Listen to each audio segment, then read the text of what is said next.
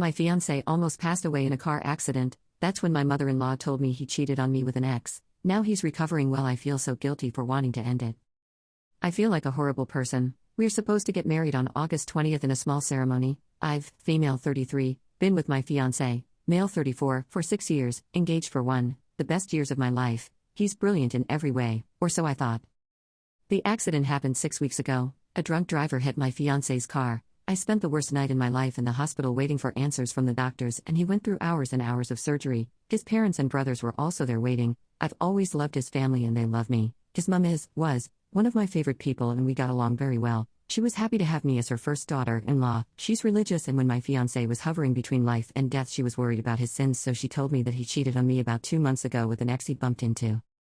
She explained that it was because of the wedding and the stress of planning it. Apparently I've been both stressed out and stressing him out. He had a weak moment. It was a one-time thing and he regretted it so much. He asked his parents for advice on what to do and they told him not to say anything. As long as he's remorseful and as long as it was me he wanted, he should forget about what he did and move on. His whole family knew.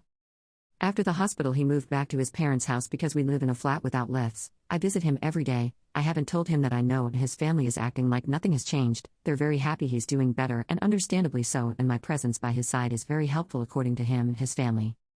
Now both fiancé and his parents are talking about us being able to get married on the day we said. After all, I feel awful because I don't want that. Our relationship was over the moment I found out about the cheating. I stayed because I loved, still do, him, and I wanted him to feel better. I couldn't break his heart while he's recovering. I also thought the wedding was postponed and that we would have more time for him to recover fully and be strong and independent again, so I could leave with clear conscience.